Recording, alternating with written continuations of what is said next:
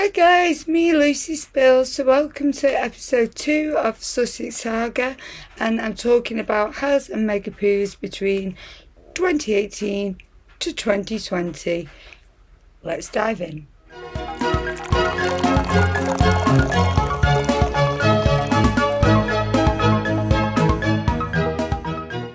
Everything I talk about in my videos is my opinion only, so sit back, relax, grab yourself a cuppa or a drink of your choice and enjoy.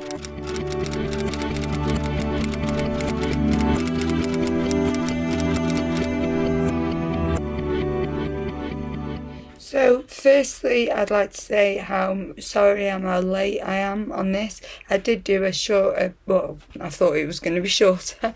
I did do one on Has and Megxit on the red carpet that time. A few people have viewed it. I don't know if it got in many algorithms. But anyway, what went wrong in between 2018 and 2020? So Megxit was really unwilling to play the royal game. She knew what she was doing. She knew exactly what she was doing because she didn't want to do it. She knew she didn't want to do it. She didn't want to go cutting ribbons in the cold and stuff like that. So I think she knew what she was doing. She never dressed right as a royal. So yeah, I'm pretty sure she knew what she was doing when she was constantly stepping out of royal protocol. So in 2018, it was hard to ignore the cracks between the brothers, as Prince William did not want him to marry her so soon. He was trying to get him to take it slow, and he didn't. He just rushed into it and apparently was pushed into a dog bowl that smashed, which was metal, which I said in my previous video. So the rift between Prince William and Has was really dominating the headlines at this point, as Megxit and Has were sharing offices with the Prince and Princess of Wales now. They then split offices and Megxit and Has wanted their own office. Now, whoever called them the Fab Four, whatever publications that was, are just dimwits just because that one picture. The Prince and Princess of Wales did not like Megxit at all, as Prince William had her number from day one, as he saw her social climbing. He's no idiot. And at that time, media publications were coming out and the public were finding out that Megxit had made the lovely Princess of Wales cry. And nobody really knew why at that time. We knew it was surrounding the wedding, but we didn't really know why. We just thought, why has Megxit made the lovely Princess of Wales cry? And that's when we're learning she's not that nice of a person. Unless we didn't know beforehand. I certainly did. And then Has and Megxit move into Frogmore Cottage, which is not just a cottage, it's a mansion. I'm talking huge. I mean, Nottingham Cottage was always fine for Has in the past, but obviously Megxit didn't like it very much. So yeah, they moved into Frogmore, and us taxpayers paid $3 million to renovate it, and this outraged the public. It also outraged the public as Megxit had been merching away. Again, royals do not do that. They don't merch and make their own money. And so pay for it yourself, Megxit. Pay for Frogmore Cottage yourself. Apparently you paid it off. I don't believe that for a second. I think King Charles is protecting you, and I think you paid a partial sum. That's it. So in 2019, Archie was born, and this was very, very different to royals in the past. If you think about Princess Diana and King Charles, or Prince of Wales at the time, Prince and Princess of Wales at the time, should I say, and they come out on the steps presenting their babies. You know, us taxpayers do pay a partial sum out of our taxes to see these royal babies. So yeah, it was very strange how it was all kept a secret. There was no doctor's signatures. They didn't want to give out any of the godparents' names. We didn't have the proper date of when he was born. We didn't see him till a few days after, and he looked completely like a doll.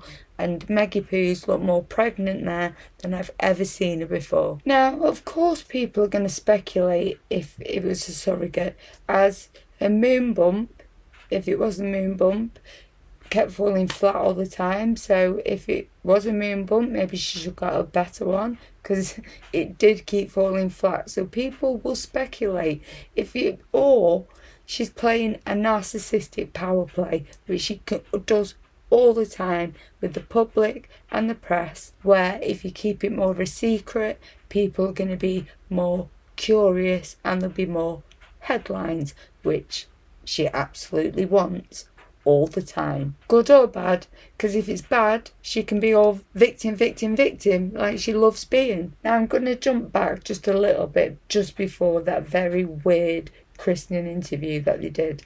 So Meggie Poos just put Archie's foot on her Instagram, again drawing more public interest, secrecy and more headlines. So again, total narcissistic power play with the public and the press. So everything surrounding Archie's birth was just Meggie Poo's unwillingness to embrace royal life once again. And the name Archie is Prince George's security name when he's out and about.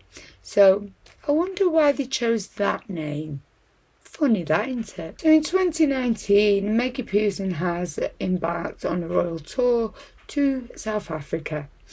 And forgetting the backdrop that they were in, moaning about their entitled life in the royal family.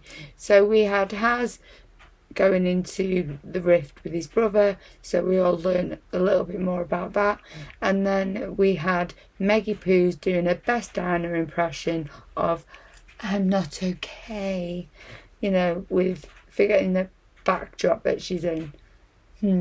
Yeah, so that whole tour went so bad and really made the public dislike them more and more. So we have to remember, when Meggie Poos was just a girlfriend, she totally embraced going to Balmoral for Christmas, but then, once married, declined and decided they'd go over to Canada, North America, for 6 weeks for a break after 72 engagements.